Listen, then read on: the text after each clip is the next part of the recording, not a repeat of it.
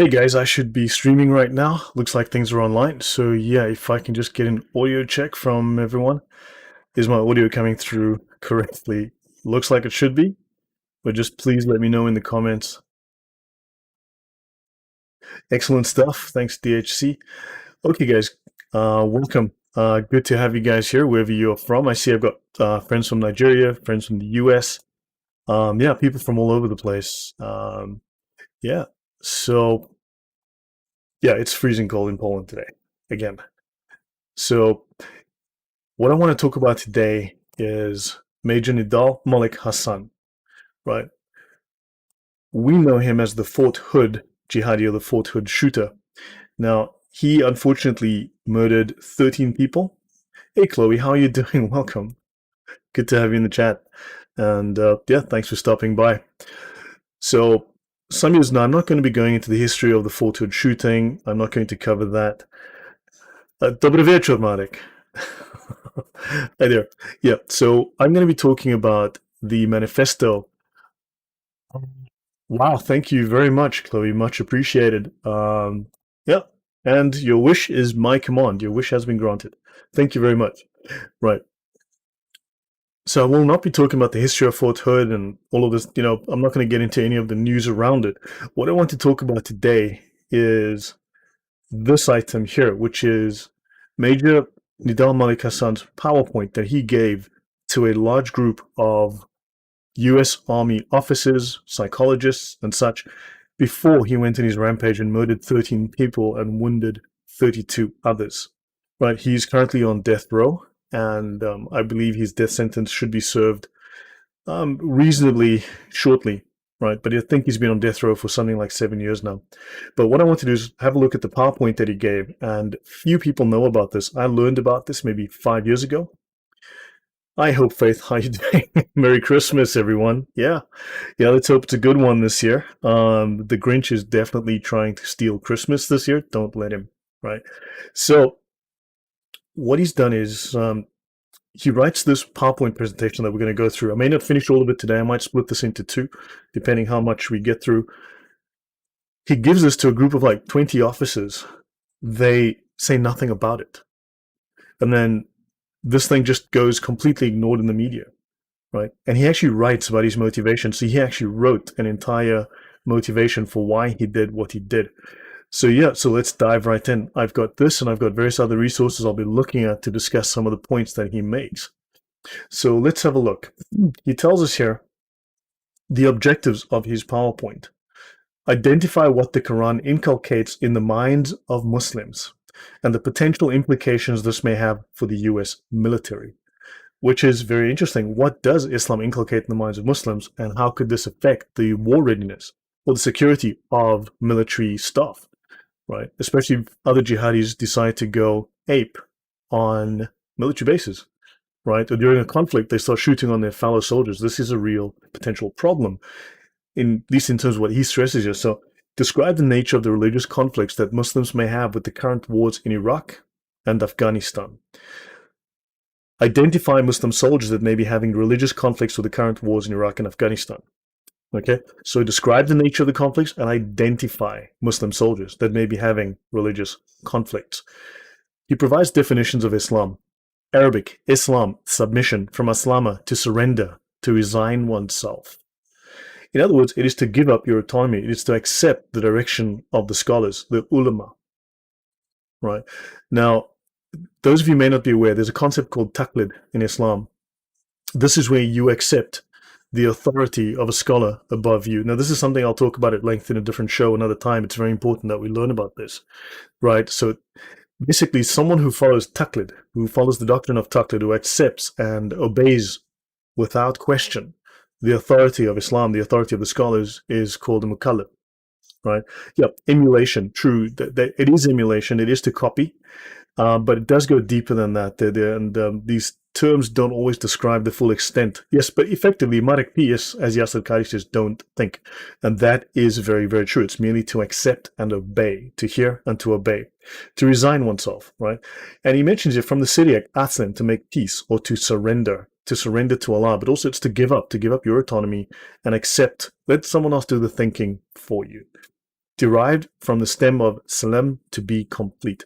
I don't know necessarily how true this is. I didn't look into this. This wasn't the aim of my discussion. But, well, take that for what it's worth. Further definitions before I dive into some description of what he's discussing. Islam, the name of the Islamic religion. Muslims, the people who practice Islam. An Islamist advocates rule by Allah's law, Islamic political rule, and he mentions Sharia law, that thing that doesn't exist, that no one knows what's going on. And he specifies here that in Islam there is no separation of church and state. And this is true. I have shown you before that Islam is a deen, right? We covered this before in the past. Islam is a deen first and foremost. So there are 4 aspects to deen, and within one of those aspects, and remember that deen is about political control, political subjugation of your enemies. The deen is not faith. Deen is actually, you know what? Let's do this. Let's go to deen. Let's actually have another run through this. This is actually important for us to know. So this is well worth looking at. So we're looking here at deen, its meaning and scope. This is taken from the Lisan al-Arab, the Arab tongue. This is the largest, probably the largest dictionary of Islam, right? This was completed in 1290. There's 20 printed books, so this is highly authoritative. It is necessary to resort to a linguistic analysis substantiating each of the necessary components of deen with revealed in other sources. The first meaning of deen is subjugation or dominance, right? So it's more than just that. Meaning is subjugation or dominance, administrative or legislative authority to put pressure to be obedient, or using power to enslave or make one obedient. So far, no mention of faith, no mention of religion. So understand, Islam does not call itself a deen. Sorry, Islam does not call itself religion. We call it that out of convenience. Technically speaking, the religion of Islam is maybe 3 to 4% of the concept of deen, at most 5% of what a deen means. So Islam is not only it's a political system, most certainly, but it's more than that as well. So this dintum fadanu means I subjugated them, so they obeyed me. So Muslims were subjugated, they obeyed Allah, but also the dhimmis and the Christians and the Jews were all subjugated, and the Hindus were all subjugated and obeyed the Muslims, right? So I ruled or governed upon him. Thus the word dan is used to indicate a person who dominates and rules over a state, nation, or tribe. The second meaning is obedience and bondage. Subordination and domination by someone and bearing humiliation under subjugation. So you must be humiliated. You have to know the Muslims have power over you. And you have power over others. So this is about political power. It's about political control. I subjugated them, so they obeyed me. The obedient tribe is called blah, blah, blah. Here, deen does not mean religion, but it means obedience. The third meaning is rules, regulations, ideology, doctrine, custom, tradition, or religion. And the fourth meaning is reward, repayment, justice, accountability. So understand, this is, hi, Intime, how's it going? So this is a lot more than merely what we would term religion. This goes far, far beyond that. Right. So back to this. So if you have any questions, post them in the comment, but hopefully that clarifies the difference between a deen and a religion. Islam is a deen. A deen is a very complex thing. And that was I did a short brief overview of what deen is. We could go at length into that. So fatwa, religious rulings or legal opinions from Islamic leaders and scholars. A sheikh is entitled to make fatwa, to provide religious rulings or legal rulings. Of course, these rulings are non-binding. The only binding rulings are in the Sharia.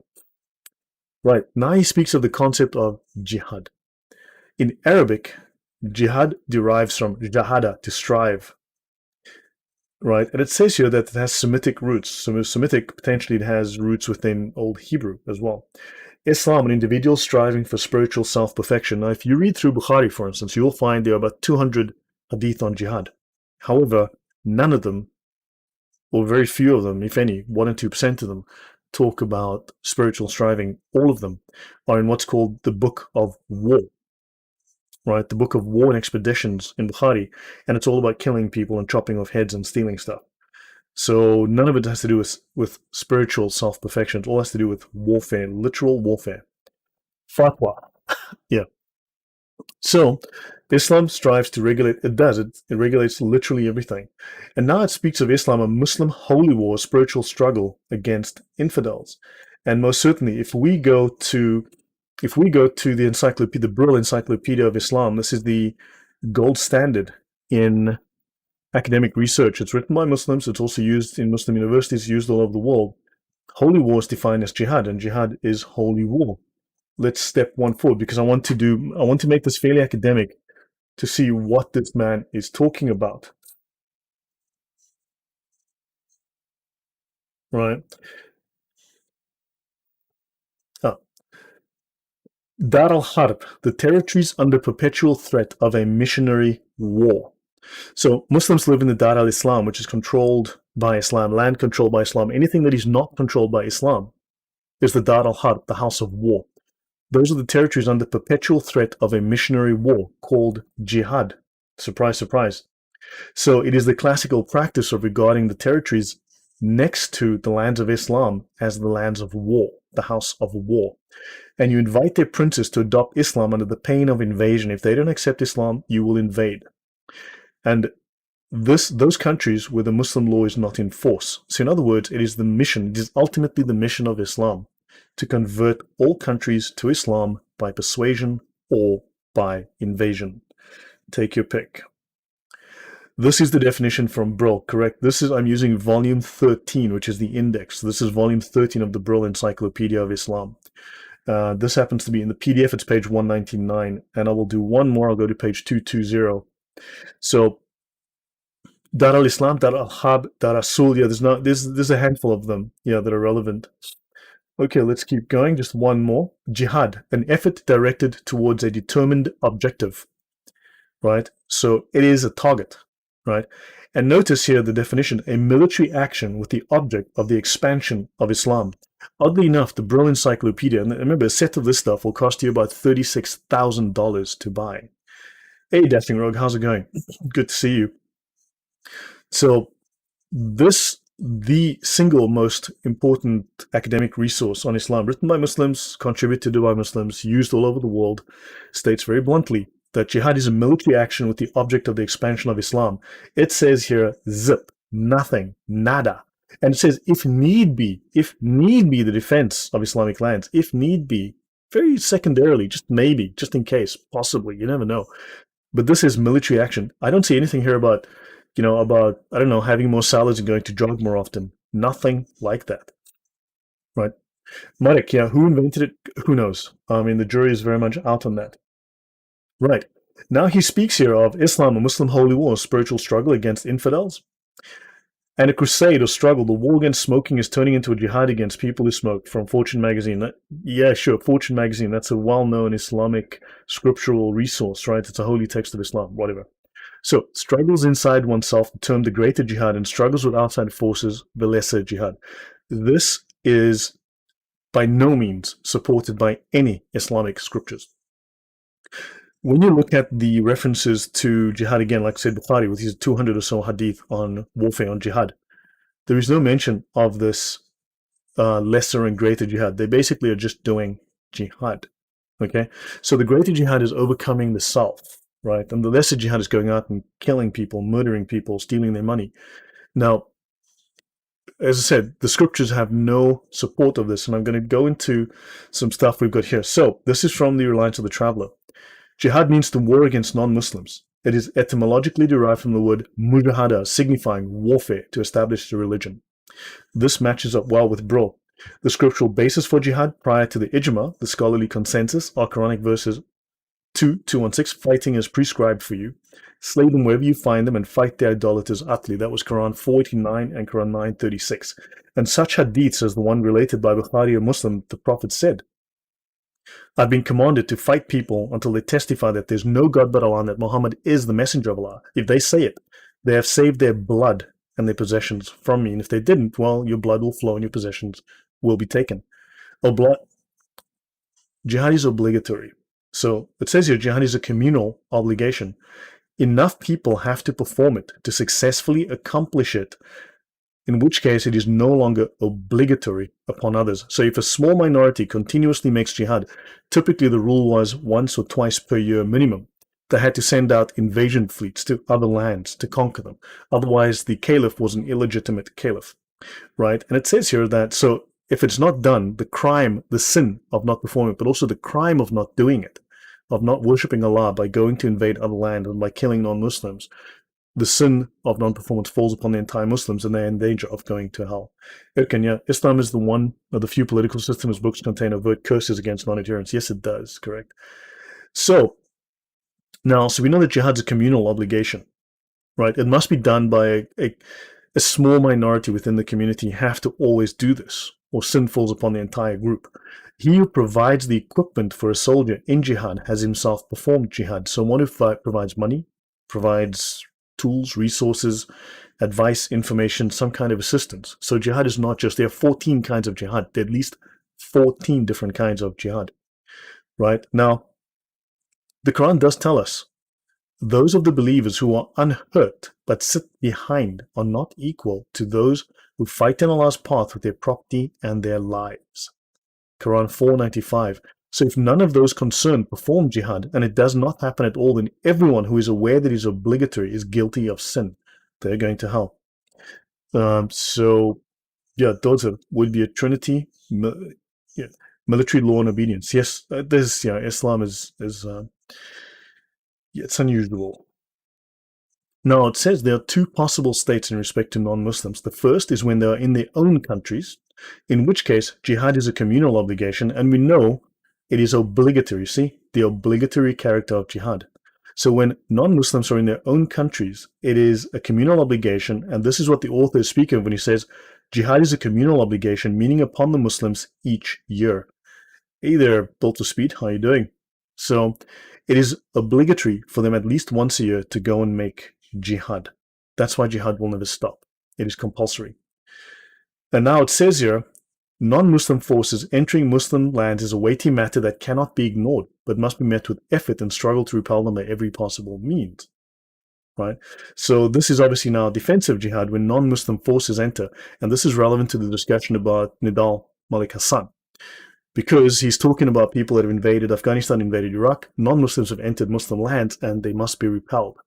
And he's doing his bit. It is offensive to conduct a military expedition against hostile non-Muslims without the caliph's permission, though if there is no caliph, no permission is required. Well, there is no caliph at present, so no permission is required. So everyone can just go off and do his own thing. Sudden jihad is then a real thing. The caliph makes war upon Jews, Christians, and Zoroastrians, and if there's no caliph, then unfortunately Muslims make war upon Jews, Christians, and Zoroastrians. There are about 400,000 Zoroastrians left today. Provided he has first invited them to enter Islam in faith and practice, and if they will not, then invite them to enter the social order of Islam by paying the non-Muslim poll tax and becoming a dhimmi. Of course, the Sharia also explicitly defines that, well, okay, if you didn't invite them to enter Islam and you still attack them, that's also okay. I can get into that once we go into the Hidayah. The war continues until they become Muslim or else pay the non-Muslim poll tax in accordance with the word of Allah. Fight those who do not believe in Allah, and the caliph fights all other people until they become Muslim. I'm not seeing a lot about persuasion here. I'm seeing a lot of fighting and warfare. Okay, so let me get back to the text for the meantime. On this point of... Now, there is no evidence, right? There are nearly 200 references to jihad in the most trusted collection of hadith, Sahih Bukhari. Right, and this hadith about the lesser jihad compiled by al-Baghdadi does not appear in any of the hadith collections. Okay, Ibn Kathir himself, it's one of the references here, right? Ibn Kathir himself calls this fake, right? So this idea of the, good grief, I can't find the reference here for whatever, but I've had talks about this before and I've got the notes. If I do part 2 of this, I can bring those up. However, there is no evidence that there is this greater jihad and the lesser jihad. This idea is completely fake. Ibn Kathir himself calls it fake, Maudu narrations with no basis in Islamic scripture. Right? So this idea of the greater jihad, it's based on a fake hadith. Muslims are always saying, well, it's a weak hadith. Well, never mind weak, this thing is actually fake. In Islam, Sunni, 85% of Muslims, the term refers to traditions followed by Muhammad and early Muslims. So now what's interesting, the traditions are the Sunnah. And the Sunni follow the Sunnah. So if the Sunni are the people of the Sunnah, how come when you show them the Sunnah, they deny the Sunnah? Very, very weird. And the Shiat Ali, the party of Ali, the people of Ali. So basically, they claim that the leaders of Islam should be the sons of Muhammad, should be the family of Muhammad. And the Sunni says, no, anyone can as long as they follow the Sunnah, they're legitimate leaders of Islam. 15% of Muslims, the term refers to the party of Ali, cousin and son-in-law of the Prophet. They felt that he should have assumed leadership, and the highest concentration of these is in Iran. Muslims worldwide, 1.2 billion. Muslims in the US, 2 to 8 million. Christians worldwide, 1.9 billion. Hinduism, 881 million. Buddhism, 360 million. Jews, 14 million. The Muslim Brotherhood, the world's largest secret society and an Islamic organization, terrorist organization, has something like 2 or 3 million members and 100 million adherents. So, yeah, that's a lot. Largest Muslim populations, Indonesia. So when I get asked, why don't you read the Quran in Arabic? You're not using Arabic. Well, then how come Muslims aren't reading the Bible in Hebrew? How come they aren't reading it in Koine Greek? And also, how come the Indonesians aren't reading it in Arabic? How come the Pakistanis, the Bangladeshis, the Turks, the Indians, the Iranians, the Egyptians, they read it in Arabic? Because only about 15% of Muslims in the world are Arabic and understand Arabic. So unless China speaks Arabic, I don't think they're doing a whole lot of Arabic reading of the Quran. So 18%, this number is even lower today. Military stats. The Pentagon say there's 4,070 self-declared Muslims in the US Armed Forces in May 2001, the last time a count was made. Right? Qasim Uqta heads the American Muslim Armed Forces and Veteran Affairs Council in Washington, D.C. He counts upwards of 15,000 soldiers, sailors, airmen, Marines, and Coast Guard members in 2001. So, yeah, what is the correct figure? 4,000 self-declared Muslims in the US Armed Forces or 15,000? What he's hinting at, and what you'll see ultimately hints at, that they could be a potential fifth column. They might be people who would, at the very least, object and may even take action. Religion stats don't always reflect reality, so yes, yeah. Look, I'm not believing these facts. I'm just saying this is what he wrote. This is what he showed at the time. Remember, this is some years ago. This is like 15 years ago or more. The largest group of Muslims is African American, followed by Indo-Pakistanis, Arabs, and Caucasians in the military stats. According to some reports, estimates of about 1 to 3,000 members of the US Armed Forces converted to Islam or stationed in the Persian Gulf in the 90s. Fatwa. Muslims in the US military. Fatwa, religious rulings, legal opinions from Islamic leaders or scholars. No single authority conflicting fatwas. That's because, again, people say that there is no Pope of Islam. Unlike in the Shia, there technically is a Pope of Islam, right? Iran technically has a Pope because they got very much a top-down structure. And remember, it's a religious, political, military, social order. This is completely different to the idea of in the church, where there's separation between church and state. Here they have no separation. In Sunni Islam, you have the ulama, right? So there actually is a governing body. It very much does exist. And fatwa, my US Muslim clerics are vague and ambiguous under duress. Now, Sheikh can issue a fatwa, but a fatwa is non-binding. Right? The binding fatwa are in the Sharia. Very simple, and I just quoted some of the Sharia to you just a moment ago. So non-US scholars issued fatwa clearly stating it's getting harder and harder for Muslims in the service to morally justify being in a military that seems to constantly engage against fellow Muslims. Okay, that is fascinating, right? And he brings this up. Now, Muslims in the military, he says here in Quran 493, whoever kills a believer intentionally, his punishment is hell. He shall abide in it, and Allah will send his wrath on him and curse him and prepare for him a painful chastisement. Right? Now, if we go to Tafsir Jalalain, right, the verse in Surah Al-Baqarah clearly indicates that the one who kills deliberately should be killed in return. One who kills a Muslim deliberately must be killed in return. Now, this is not Allah coming down or Allah sending lightning. The vice-regents of Allah on earth, or the Muslims, they must do the killing. And of course, Major Hassan decided that he would do the killing to kill in return as revenge. If you look at Tafsir Ibn Kathir of the same verse, right, Allah states that the believer is not allowed to kill his believing brother under any circumstances. And this is where this conflict comes in. How can you be killing your fellows under any circumstances, they should not be doing so. Right? So there's a prohibition against killing your fellow Muslims, but there's a clear also command here to kill those who kill your own. So he acts upon this, and do not kill anyone whose killing Allah is forbidden except for a just cause. So, let me just move this over. Tafsir ibn Abbas, and slay not the life of a believing person which Allah hath forbidden to slay, save with the right through stoning, application of the law of retaliation or because of apostasy. So it says here you can certainly kill for apostasy, that the apostasy is stoning. Right, so the penalty for apostasy is stoning, according to Ibn Abbas. And Ibn Abbas obviously is now an enemy of Islam because he said something nasty about Islam. So we have certainly given his heir, the one inheriting from him, a warrant, a sanction to retaliate against the slayer. So again, the family of those who have been killed must go and seek revenge. And Tafsir ibn Kathir says, if the world were to be destroyed, it would be less important to Allah than the killing of a Muslim, because Muslims are the best of creation. Remember, Christians are the worst of creation. Muslims are the best. So, yeah, Allah doesn't mind Christians dying, but he certainly does mind Muslims dying. Adverse events. Hassan Akbar, 101st Airborne Division's 326th Engineer Battalion. This guy can't spell to save his life, he threw grenades, killing and wounding many. Army Captain James Yee, charged with espionage, later acquitted. Marine Corporal Wasif Ali Hassoun, deserted in Iraq, cited disapproval of war as a Muslim. And I've cited to you some of those verses which are relevant in this case. Army Sergeant Abdullah William Webster refused to deploy to Iraq based on religious beliefs. So understand, this causes conflict for Muslims, these verses. Right? These cause real conflict. And I don't know what he means by all this, because no one actually has a recording. There's not much detail about what he actually said, except for these slides, and we have to try and infer.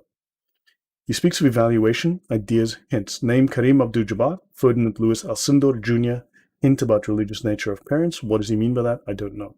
Devotion, Quran prayers, and perceived supportive unit, fellow soldiers, military. Make of that what you will. If you have any thoughts, let me know in the comments, right? Family perception, don't doubt their loyalty to the US, God versus country. Now, doesn't he mean Allah? Because that's very different. In which case, don't forget, the Sharia is over and above the supposed man-made laws of any country. It must be hard for you to balance Islamic beliefs that might be conflicting with the current war. Feelings of guilt, is it what you expected? He is a psychologist, right? And now he's dealing with guilt. And he's saying, well, now I've suddenly got to balance my ideas. What does Islam say? So clearly the teachings of Islam go against loyalty to country, loyalty to your fellow soldiers, and the laws and commands of the army and the country. Right? And he acted on this basis. Then he goes on to the Quran. It was revealed 1400 years ago in the early 7th century as the word of Allah. There were progressive revelations. Verses were revealed as situations, events presented themselves. The hadith, the sirah, the asbab, nazul, aids in context and order, and he speaks of the rule of abrogation. For some reason, he actually decides to bring up the rule of abrogation. Now here, he speaks of these dashing rogue. Was there any record on why they said they left the US Armed Forces besides being a conscientious? I have no idea. I haven't looked into it very deeply. This particular, his actual presentation was just disappeared, went down the memory hole. I learned about it a few years ago, and I've been meaning to look into it and talk about it. So, Sabab al-Nuzul, cause of revelation, and it's plural, Asbab al-Nuzul in Quranic studies means the time, context, cause, and the situation in which Allah has revealed verses. Right? So, most of the verses and surahs of the Quran are revealed independent of events, and some are revealed as part of events, or after events, as a response to. Right? So, yeah, this is what he's referring to here. And the true understanding of the Quran, of the verses, if you understand the Asbab al-Nuzul, it provides clarification of various ambiguities. But interesting that he mentions abrogation, where newer verses cancel out prior verses. And he goes, rule of abrogation, none of our revelations do we abrogate or cause to be forgotten, but we substitute something better or similar. Knowest thou not that Allah hath power over all things? And when we substitute one revelation for another, and Allah knows best what He reveals in stages. So Islam is revealed in stages. It doesn't reveal itself all at once. First you're nice, then you're not so nice later down the line. Thou art but a forger, but most of them understand not. So now he was giving this talk to a group of officers, right? A group of his fellow psychologists and others at a military base. They had no idea what was going on. They thought it was very weird and they hushed it up. It was just forgotten about, right? See something, say nothing, right? This is what happened. So, and if you're in doubt as to that which we have revealed to our servant, then produce a chapter like it. Yeah. If you do it not, and never shall you do it, then be on your guard against the fire which men and stones are the fuel which is prepared for the unbelievers. Now, do what exactly? And we have sent down the reminder, and we will preserve it. So the 5 pillars of Islam, the Shahada, which does not appear in the Quran, right? Salat, daily prayer. Very interesting. I have Muslims trying to tell me that Salat doesn't mean prayer. And also the Quran only speaks of 3 prayers. The Hadith speak of 5. Ask a Muslim, where does the Quran unambiguously show 5 prayers? And name those prayers. Because each prayer has a name. And you can find them in the Hadith, you won't find them in the Quran, which is proof that the Hadith abrogate the Quran. They replace verses in the Quran, they supersede them. You have Zakat, annual charity, Saum, month-long fasting, and Hajj, the pilgrimage to Mecca. Morning, noon, sunset. Yeah, those are the 3, but then there's 2 more within the Hadith. So that's an interesting problem for them. That's very clear proof that the Quran is abrogated by the Hadith. Then articles of faith, believing the following: in Allah, in the angles, yeah, Gabriel and Michael, probably known as the right angles. That was a joke. Books of Allah, the Gospel, the Torah, the Quran, okay? Except Islam obviously unambiguously states that Christianity and Judaism have been abrogated by Islam, and they are din al-batil, they are cancelled, they are void, they are worthless. Then you have the prophets, Abraham, Jesus, Muhammad. Interesting, there was no Quran around at the time of Abraham, and there's no evidence of Islam being practiced. The days of judgment and the supremacy of God's will, predestination. More like obtuse angles. Exactly, yeah. Very obtuse angles. Now, the purpose of life: I created the jinn and humankind only that they might worship me. Allah created life and death that He might put you to the test and find out which of you acquitted himself best. What is the best deed in Islam? Well, to kill people in jihad, right?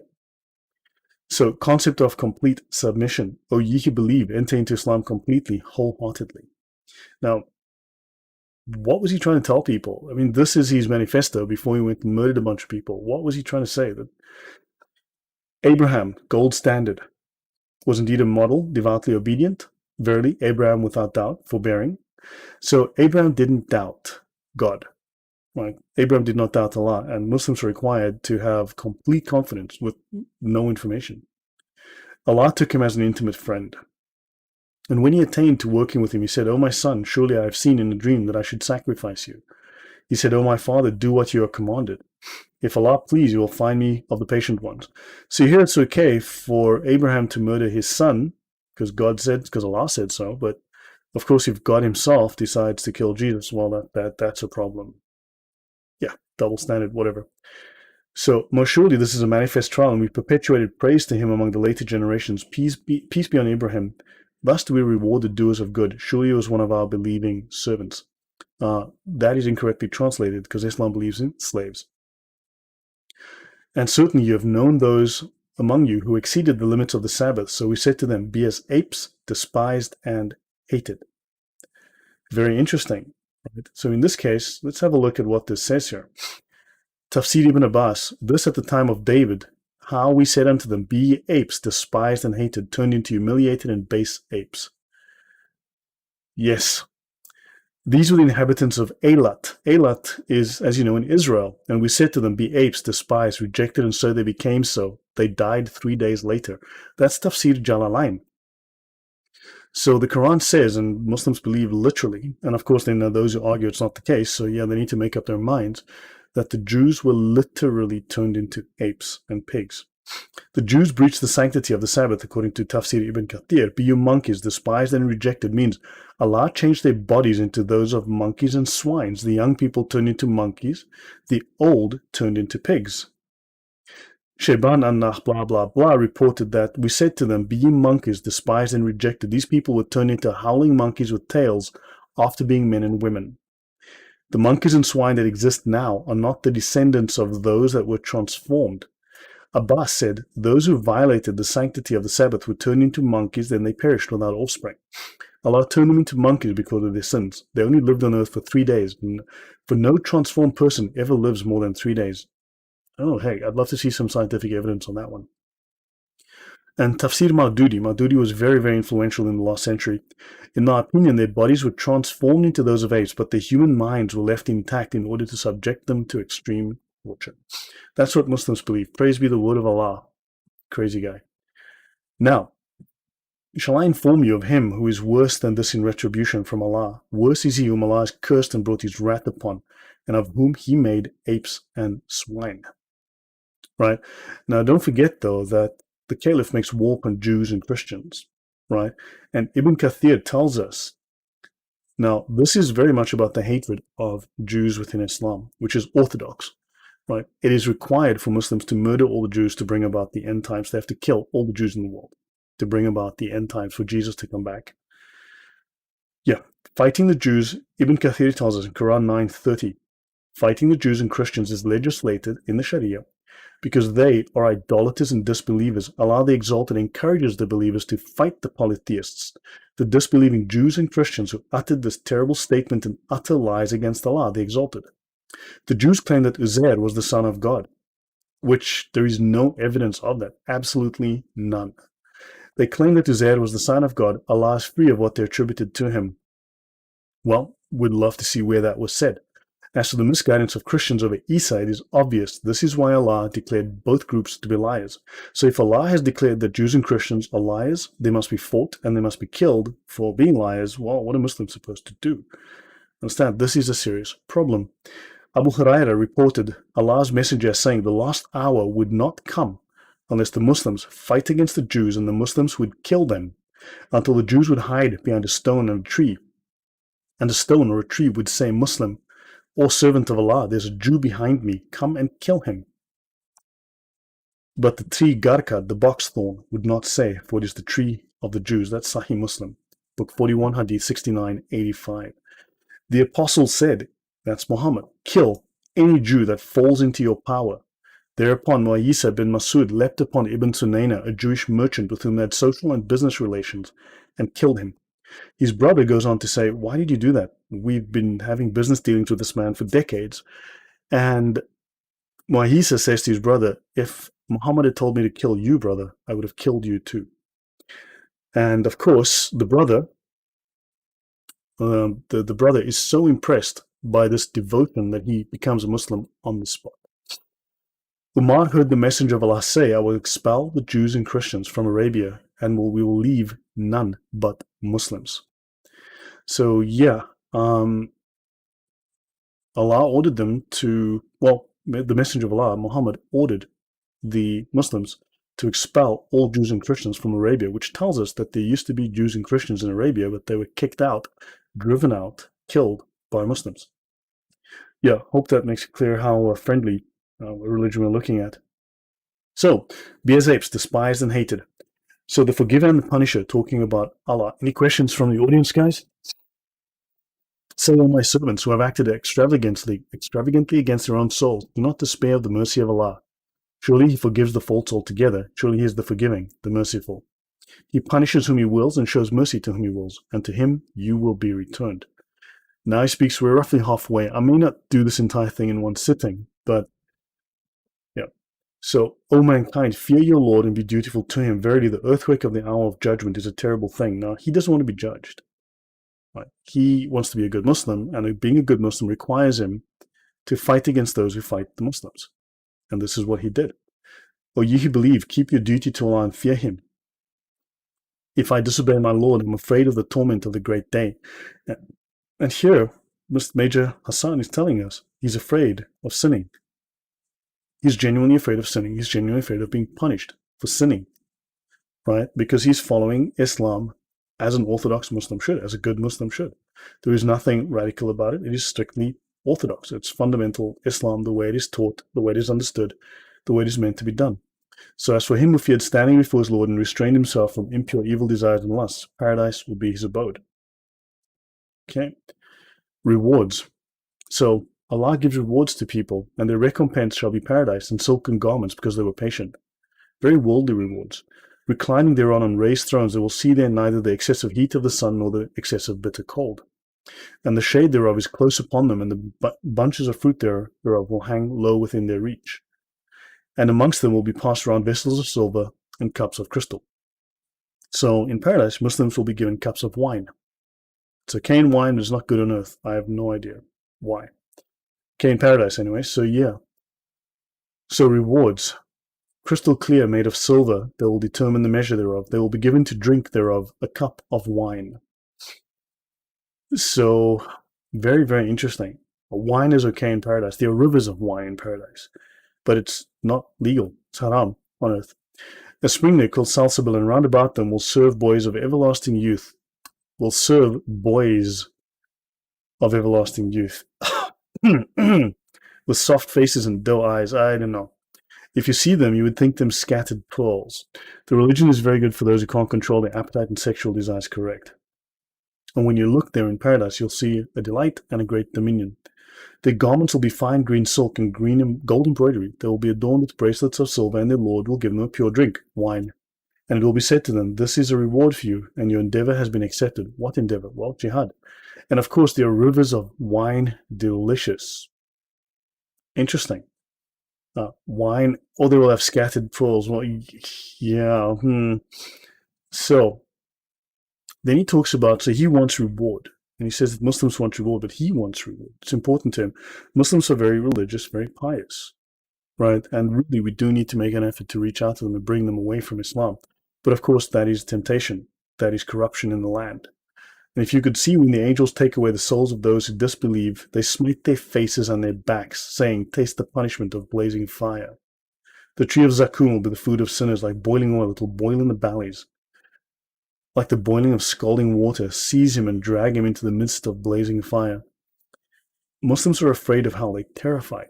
So he wants to do well, and the only way to guarantee paradise in Islam is to die or kill in jihad.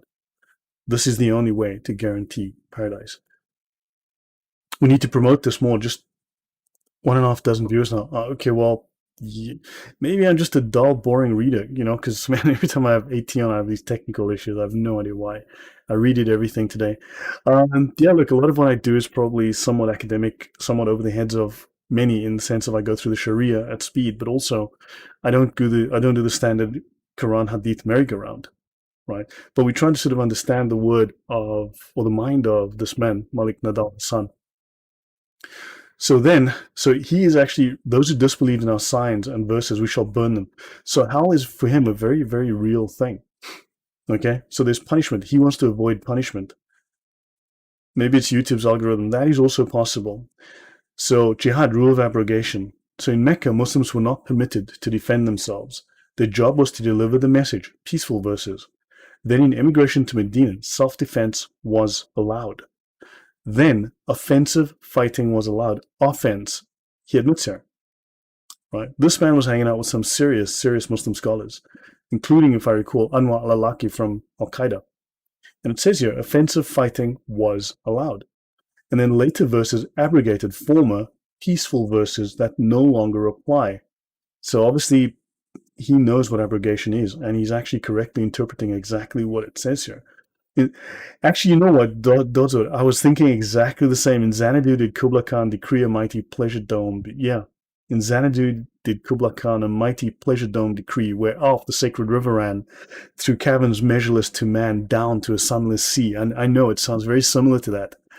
There seems to be, it did at one point, Islamic empire spanned from Morocco, Spain, to the border of India, China. Here's a question. If Christians were responsible for the Crusades in 1295, sorry, what were the Muslims doing attacking France in 732? And in Spain prior to that, and moving all the way across North Africa into Spain, into France? What were the Muslims doing in Spain in 732? That they had to be kicked out. They got into Spain prior to that. They were kicked out in 732.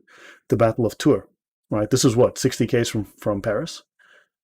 Thank you. So Appreciate that, Dodzo. Yeah. So understand, he speaks about this. Now I want to go to a different. This is the Hidayah. This is, as you guys know, if you've watched me before, 4 volumes, 2,652 pages plus. And it says the injunction of war is sufficiently observed when it is carried on by any one party or tribe, then it is no longer of any force with respect to the rest. As long as a small minority of Muslims are going around killing people in jihad, the rest don't have to do it. The sin is lifted from them. And it says here, Allah said in the Quran, slay the infidels. And the saying of the Prophet, war is permanently established until the day of judgment. What is interesting is that this exact copy that we're looking at here of the Hidayah is still in use in Pakistani legal system today. The High Court uses this. The courts in Pakistan use this today. Bangladesh, India, they still use this.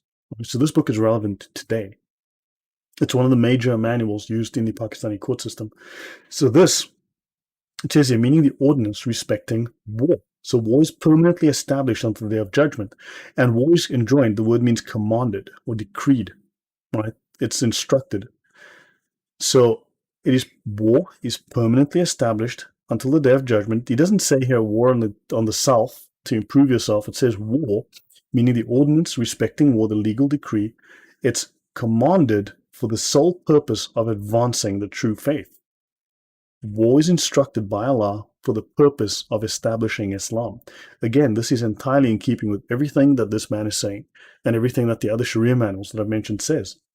And it says here, Jihad Fard, or ordained war, to be waged against infidels, termed the Holy War. It's in the Sharia manual. I'll just go down a little bit here.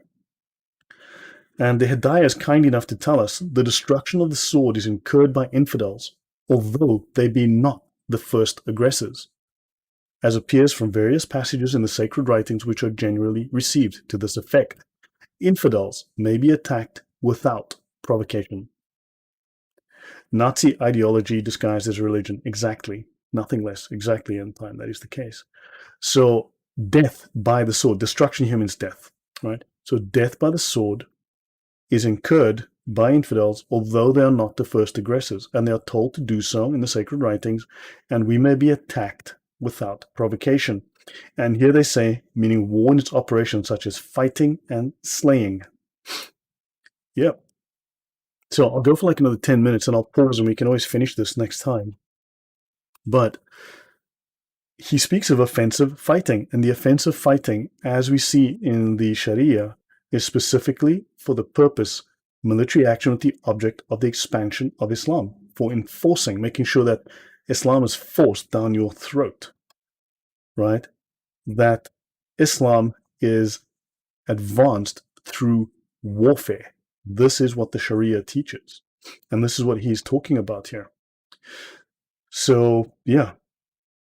Now he goes on verses enjoining. So enjoin means to command, to prescribe.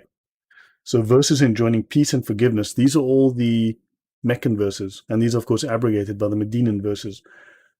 Pardon and forgive so that Allah should bring about his command. Take to forgiveness and turn aside from the ignorant. Blah, blah, blah, warm friend. Right? Then he speaks of defensive verses. Permission to fight is given to those who are fought against, blah, blah, blah. And those who have been expelled from their homes unjustly because they said blah, blah, blah. Okay, defensive verses. We all know these. Defensive jihad continued.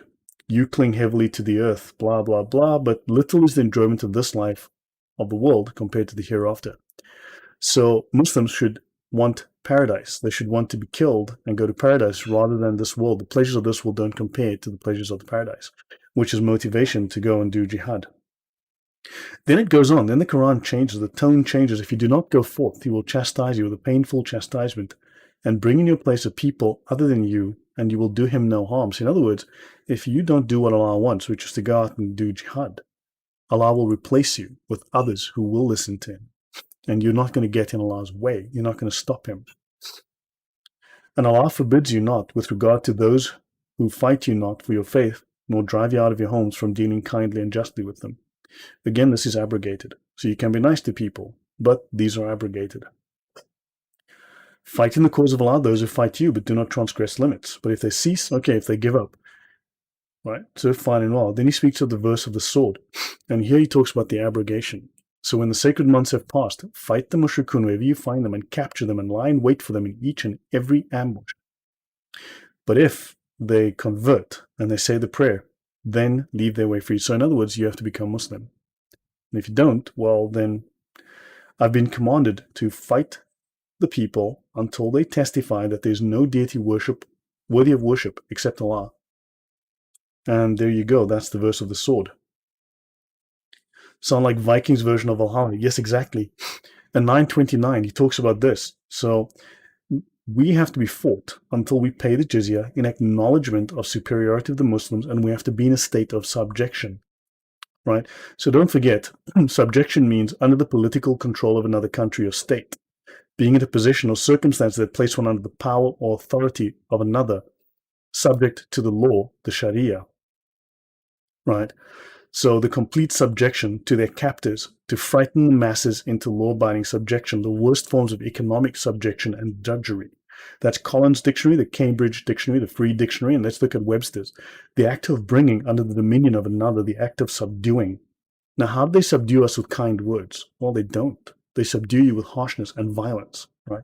So the state of being subject to, under the power, control, and government of another, a state of obedience or submissiveness. You have to be submissive to them, right? And synonyms for subjection are conquest, domination, overpowering, subduing, subjecting, subjugation, and vanquishing. So yeah, hopefully that clarifies what he means by subjection. Offensive Islam is the future. This man can't type to save his life, but he's saying that offensive Islam is the future.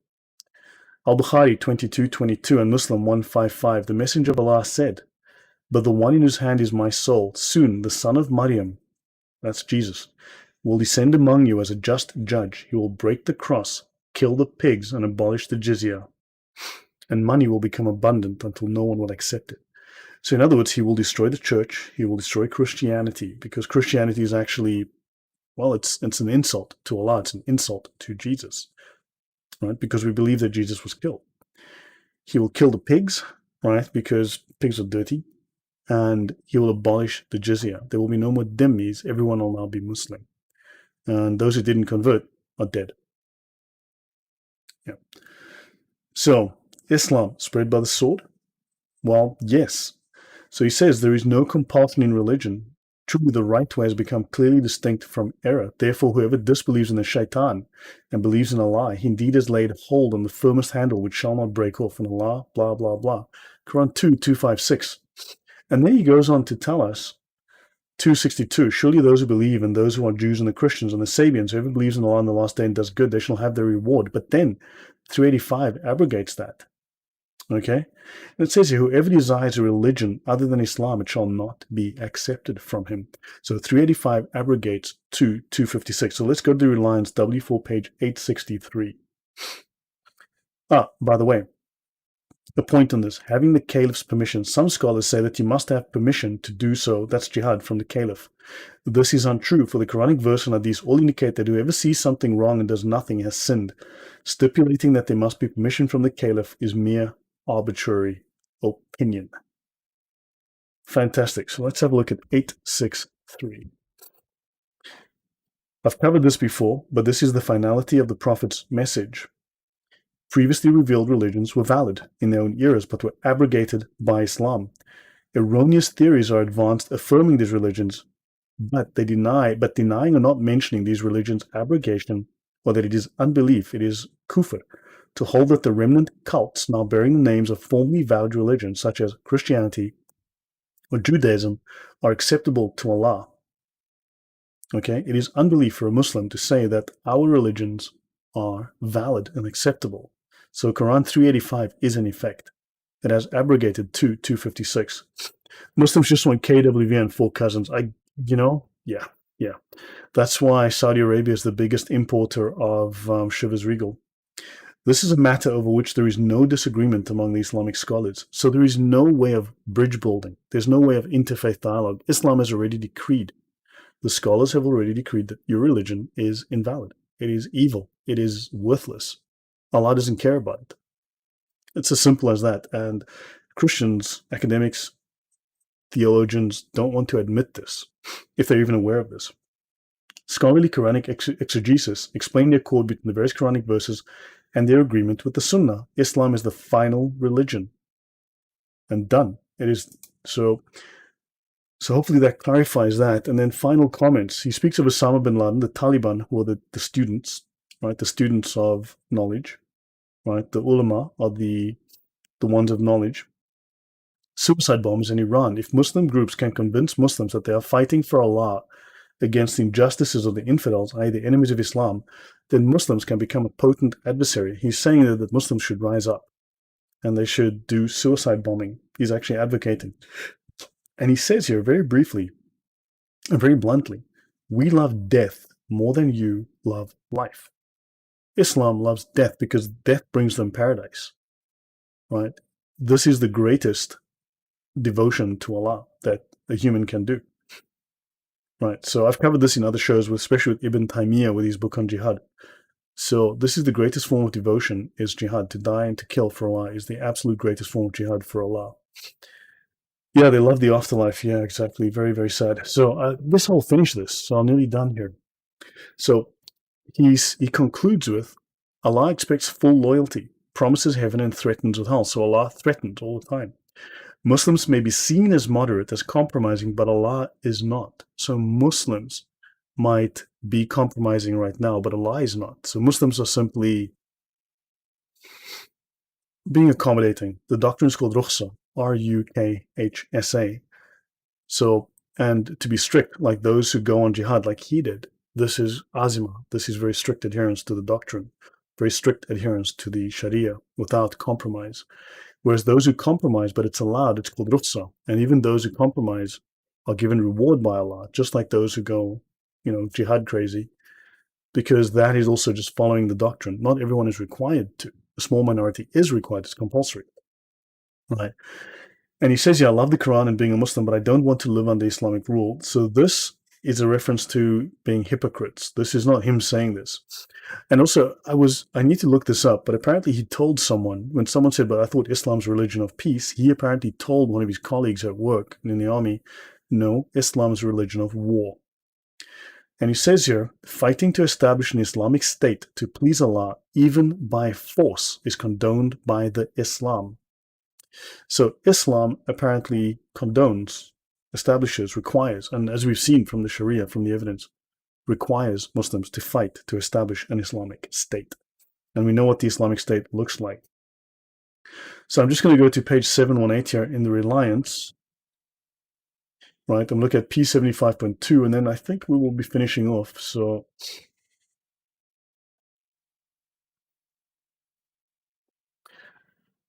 let's have a look. It says here that Muslims must love Muhammad more than all people, more than your life, more than your property, more than your children, more than your wife, more than your parents. And this is very much, you shall love the Lord your God with all your heart and all your mind and all your strength, except the Lord your God here is Muhammad. P75.2, the Prophet said, none of you believes until I am more beloved to him than his wife, child, self. Lovely code word, this means life and all people. Right?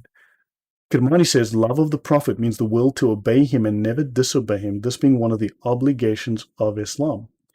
The Prophet said, none of you believes until his inclinations conform to what I have brought. This means a person must examine his acts in light of the Quran and Sunnah, suspending his own inclinations and following the Prophet. Right? Following what the Prophet has brought. And this hadith resembles the word of Allah in the Quran. When Allah and his messenger have decided a matter, no believer, male or female, has a choice in their affair. And of course, whenever you see something wrong, let him change it with his hand. Right, so yeah, so let's see, Homegrown USA, to think most secret religions are following this. Most secret religion are following this is eye-opening. Thank you. Thank you, Homegrown USA, much appreciated. Yes, repent from false religions and turn to Jesus. Yes, I would strongly recommend that, but yeah. So I just wanted to bring this to your attention and tie this. So then this is where we end off. I believe this is the final slide. Thank heavens. So he recommends to the U.S. Army, he says here, Department of Defense should allow Muslim soldiers the option of being released as conscientious objectors to increase troop morale and decrease adverse events. The question is, what does he mean by adverse events? Well, we discovered. The adverse event was him buying a gun, killing 13 of his fellow soldiers and wounding 32 others. So yeah, that's me winding up. So that's just under 1 hour. So thanks, guys. Yeah, no technical glitches. This is amazing. Except when I go on with AT next week, assuming I do, because it'll be Christmas and all that. I won't be at home. Yeah. But anyway, I redid the entire interface. I built it from the ground up. I just completely from scratch redid everything. So repeat. So yeah. So any comments from you guys? I'll take a couple of minutes of comments if anyone has anything that they want to add. But this is what he wrote, and this is what he presented, and this was ignored completely and hushed up. Sonia said, "Oh wow, yeah, Sonia's awesome. She got me to actually create my channel. She got me to go online. So yeah, I chatted with her like a week ago. Thank you very much, and I hope you liked this and found it useful. So yeah, I cover the Sharia, which basically is the Sharia is the final product of Islam. Sharia is the understanding of all these scriptures were basically decoded, deciphered, codified, and turned into the Sharia, which is the final product of Islam. It is the understanding of the will of God, the will of Allah, rather, the will of Muhammad. It is the mind of Allah. The Sharia is the mind and the will of Allah. This is what, so the Quran is the beginning. The Sharia is the Omega. It is the final product. The Quran is like little my first reader, the ABCs of Islam. Yeshua is Yahweh. Great stuff, Lloyd. Thank you. Any of your presentations about, yes, you know what? Drop me a link in the, okay, do me a favor, add a comment later because I do forget, but yes, I have made my presentations available to people. I usually don't make them publicly available, or if I do, not for very long. But yeah, drop me a comment and we'll get in touch, and I will send you by email if you guys want me to make this. This should be linked in the description. You should be able to download this presentation that I've just read. And yes, I can make all the documents available. And yes, if you want to drop a line in a comment, I will make all this available. All my notes and everything that you see here, I'll make all of these references available, and you'll be able to read this for yourself. But yes, I certainly can. Even my PowerPoints that I do in the other shows are available, obviously because they're PowerPoints. Karen Thompson, thanks, Lloyd. It is truly shocking that our leaders are so against learning this ideology. Yeah, I know. They've been misled to think that the Quran and the Hadith are everything in Islam. They're not, right? They're not. Those are just like, literally, in terms of the deen, the religious aspect of Islam is like 3 or 4% of the totality of what the deen is. So we are fixated on this 3 or 4% and ignoring the other 97% of the scriptures of Islam, which are political, military, right? As we've seen, it's crazy. No, thank you guys. Yeah, leaders don't want to see, and that's, yes, in the Netherlands, most certainly, I know. End times, you said in the previous stream that Sharia manuals or other schools of fiqh are about 75. Okay, so yes, they are effectively identical. In fact, we can see that. Actually, let me go there. Why not? Let's just go here. I should be able to bring this up very quickly. Let me go here in the Reliance. Here we go.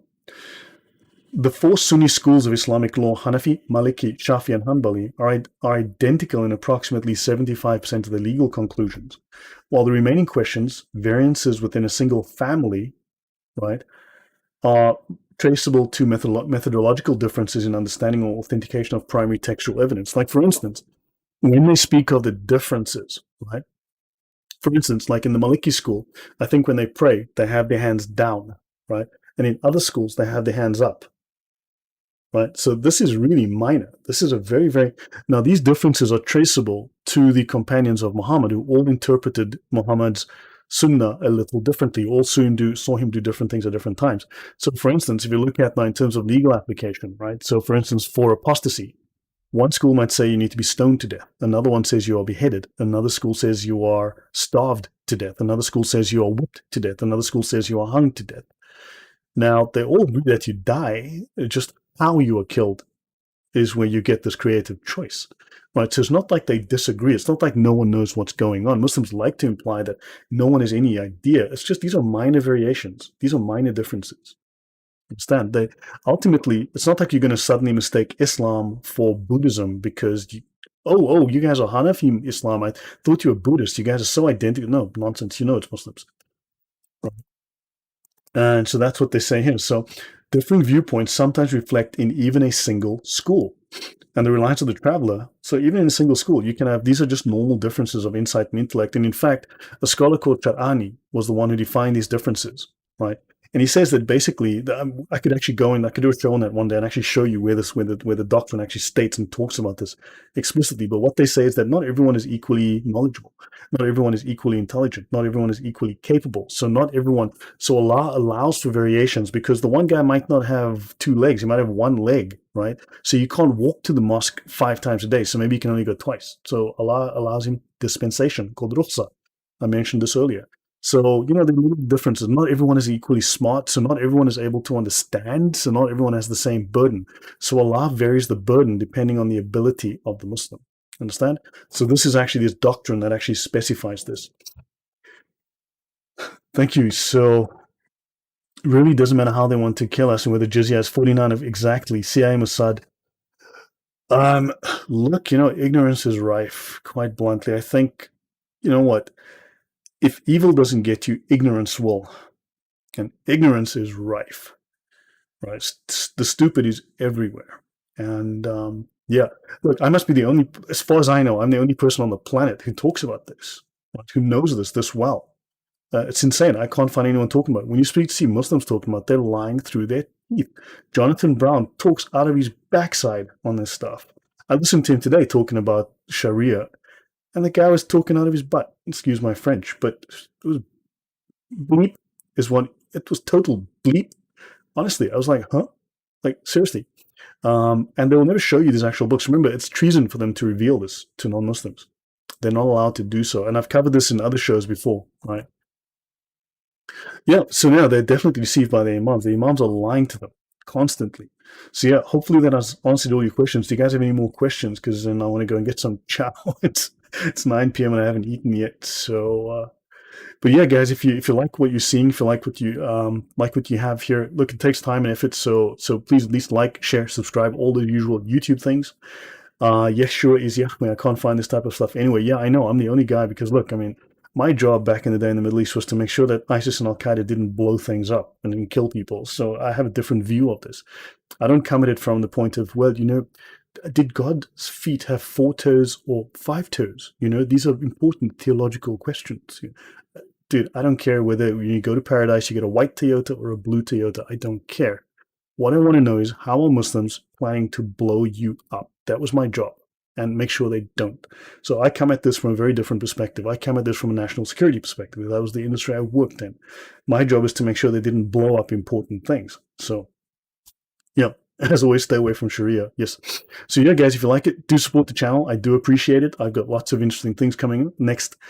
In the next 3 weeks, I have a very, very interesting conversation coming up about, it's going to be called Muhammad's child marriage, or Aisha's child marriage to Muhammad, implications for Muslims. I'll be speaking to an ex-Muslim, a Pakistani, who converted to Christianity, went to a theological seminary, studied for 3 years, and is now doing, I think, his MA, and he's doing his thesis on the Trinity. So we will be having discussions starting next year. This is going to be very, very interesting, and I think it's going to open some eyes. He's a very good Christian. Shamoon, yes, that's Shamoon Khan. So yeah, check him out. In my community tab, you'll find some stuff. So guys, yeah, if you like what you see here, yeah, just please share this around. Let people know. Go pester David Wood. Go pester everybody. Seriously, tell them, tell them they got to talk to me and they got to learn about this because I'm tired of listening to stories about the Quran and the Hadith. Say, I don't care. I really don't care. What the Quran and Hadith mean has to be seen through the filter of the Sharia, the filter of the scholars, because they're the ones who ultimately So the scholars in Islam are the inheritors of Muhammad's authority, and they are the inheritors of the prophets. What's that? So they have taken on the crosstalk. Yes. So yeah, guys, I need to call it a day here. So yeah, guys, I do appreciate all your time and your attention, and I hope this has been valuable and useful to you. Please tell people, share it around. Talk to your friends. As I say, go pester the other guys. Let them know that I'm alive, that I exist, and that I have a message that is worth sharing and worth them knowing. So when I talk about Islam, I don't necessarily talk about it from the most religious of perspectives, but really my job is to make sure that, so I'm not concentrating on that 3%, I'm concentrating on the 97%. And that 97% is in the Sharia. Sharia is the distillate, yes, it is the distillate of all Islamic scriptures. It is the final product. It is the jewel of Islam. The Quran is like the seed, right, that produced this beautiful jewel. The Sharia is the final end product, the mind of Allah, right, the will of Allah encapsulated. And that's what it is. Yeah, guys, slap that like button, make jihad, slap it, tickle it, hit it twice if you didn't like the show, whatever. Yeah, Shamoon's work is fantastic, powerful testimony. And yeah, guys, so I need to call it. Murat, Tanil, thank you very much. Hope Faith, thank you very much. DHC, End Time, Remy, Kishis. Yeah, guys, so look, I gotta call it a night here. So, Flinan, allemaal. Ja, en gezien de kerstvis allemaal en een goede nieuwjaar. And excellent in time. Thank you. So, guys, thank you guys. Have a wonderful Christmas. Have a wonderful New Year. To move the mic so I can shut off my streaming. So, have a wonderful Christmas, wonderful New Year, guys. Might see you next Sunday to chat about Poland again. I might not. I'll be with family in the south of Poland, freezing my butt off. And yeah, but wonderful. Otherwise, I'll see you guys early next year. I'll be streaming again. Okay. Take care, guys. See ya. Bye.